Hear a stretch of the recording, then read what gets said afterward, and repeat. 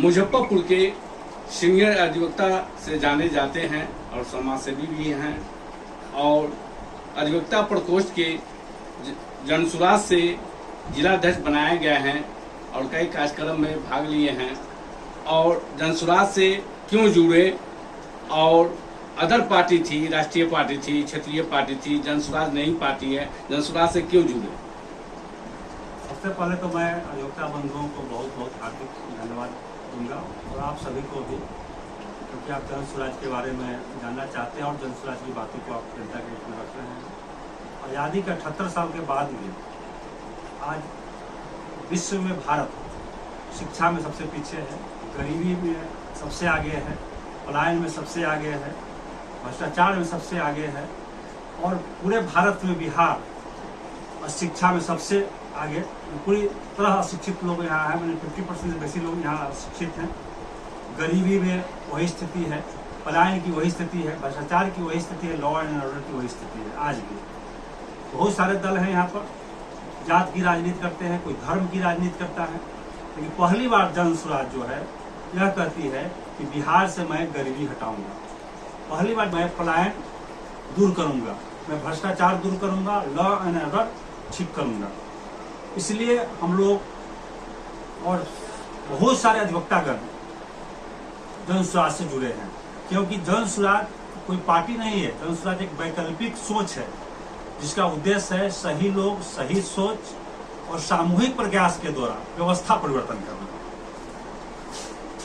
जिस तरह से जनसुराज के साथ लोग जुड़ रहे हैं, मुझे लगता है कि आने वाले समय में बिहार भारत में नंबर 1 राज्य होगा, 1 to 10 में इसका स्थान होगा और बिहारियों को पलायन नहीं करना पड़ेगा, बिहारियों का अस्मिता बरकरार हो जाएगी। हर जगह जय बिहार, जय जय बिहार का नारा लगता रहेगा।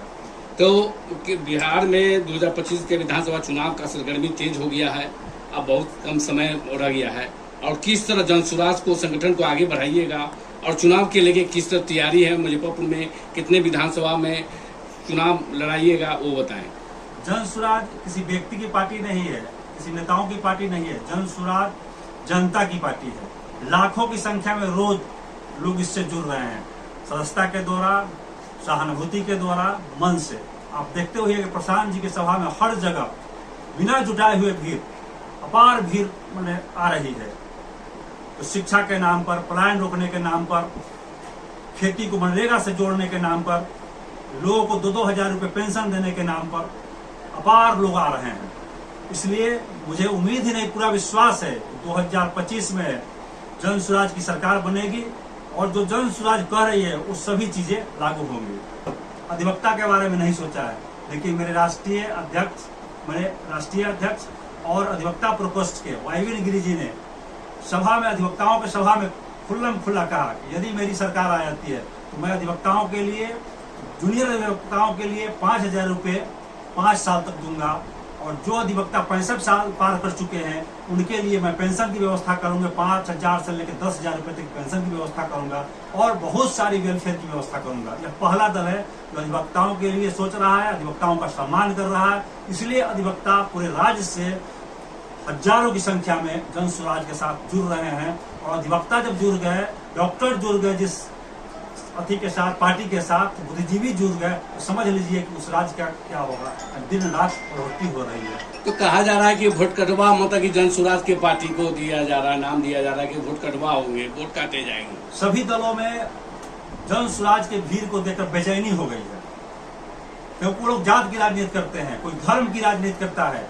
उन लोगों को लग गया कि वो ये पहला व्यक्ति आ गया जो जात धर्म से ऊपर उठ के और मुद्दों की बात कर रहा है, शिक्षा की बात कर रहा है, बिहार की राजनीति कर रहा है, बिहारीपन को जगाने की राजनीति कर रहा है। उन लोगों की जमीन घिसक रही है नीचे से।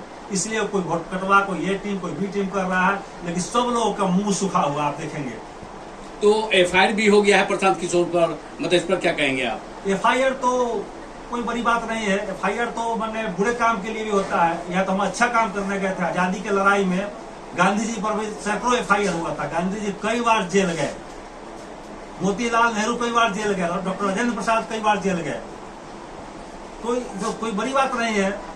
तो हम लोग तो गए थे विधानसभा का घेराव करने, यह कहने गए थे कि नीतीश कुमार जो सर्वेक्षण कराए थे उसमें उन्होंने कहा था कि गरीब यहाँ पर लगभग जितने गरीब हैं उनको मैं जो यहाँ पर सर्वेक्षण कराया, जनगणना करवाया, उसमें उन्होंने पाया कि समथिंग गरीब हैं।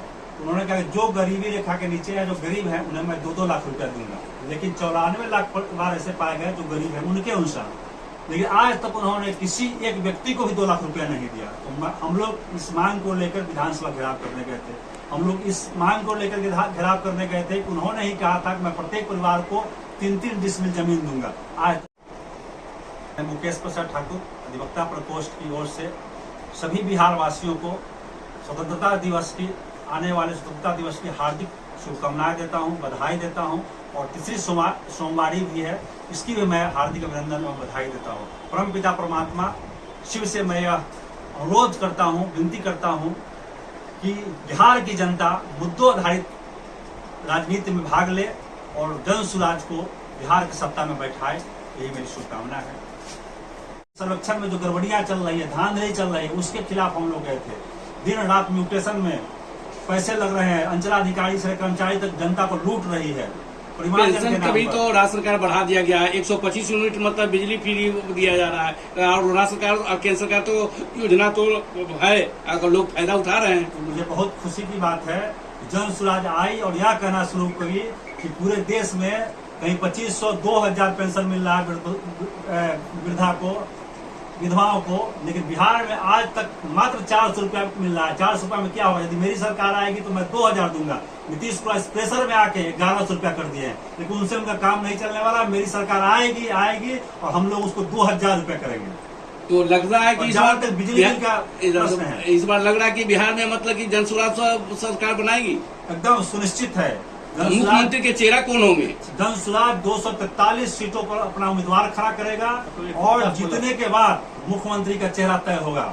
हमारे प्रशांत जी खुल्लम खुल्ला इस बात को कहते हैं। तो क्या लग रहा है कि इस बार मुख्यमंत्री बन जाएंगे प्रशांत किशोर जी? प्रशांत किशोर जी मुख्यमंत्री कौन बनेगा यह जनसुराज के जीतने वाले लोग तय करेंगे। जो जीत के आएंगे विधायक बनेंगे वो मतलब निर्णय लेंगे, जी वो निर्णय लेंगे। प्रशांत जी का छोटा सा मिशन नहीं है कि मैं मुख्यमंत्री बन जाऊं, विधायक बन जाऊं। उनका मिशन है कि बिहार को कैसे आगे बढ़ाया जाए, बिहार को विकसित राज्यों की श्रेणी में कैसे रखा जाए, उनका यह उद्देश्य है। तो लोगों से क्या अपील करना चाहेंगे? मैं लोगों से यह अपील करूंगा कि आप जाति, धर्म, इन सबों से ऊपर उठकर आप शिक्षा के नाम पर, पलायन रोकने के नाम पर, भ्रष्टाचार के नाम पर, कृषि को मनरेगा से जोड़ने के नाम पर, वृद्धा को 2000 रुपये पेंशन देने के नाम पर और प्रत्येक व्यक्ति को 3 डिसमिल जमीन के नाम पर, इस पर आप वोट करें। बिहार के विकास के नाम पर वोट करें। Doctor A K. दास का नगर विधानसभा से नाम आ रहा है, लोग मतलब मांग कर रहे हैं, इस पर आप क्या कहेंगे? इसकी एक अलग प्रक्रिया है, कई लोग इसमें लगे हुए हैं, लेकिन आज की डेट में मुझे लगता है कि डॉक्टर ए.के. दास बहुत आगे हैं, उसमें सबसे आगे चल रहे हैं। लोगों के बीच एक वातावरण बन गया है डॉक्टर ए.के. दास के प्रति। Doctor A K. दास बहुत अच्छे लोग हैं और उम्मीद है कि उन्हें प्रत्याशी बनाया जाए। मांग है आपकी तरफ से? मेरे तरफ से मांग नहीं है, बनाया मैंने जा सकता है, क्योंकि जनता की उम्मीद है उसमें। जनता मांग कर रही है, हम नहीं मांग कर रहे, जनता मांग कर रही है। जनता में हलचल मचा हुआ है, लोग काफी चर्चा कर रहे हैं ए.के. दास के प्रति। जितने उम्मीदवार हो, चाहे जिस दल के उम्मीदवार हो, उसमें सबसे सुपर ए.के. दास होंगे यदि उनको बनाया जाए। मेरा नाम मुकेश प्रसाद ठाकुर, अध्यक्ष अधिवक्ता प्रकोष्ठ मुजफ्फरपुर, जन सुराज। आप नाम लेते हुए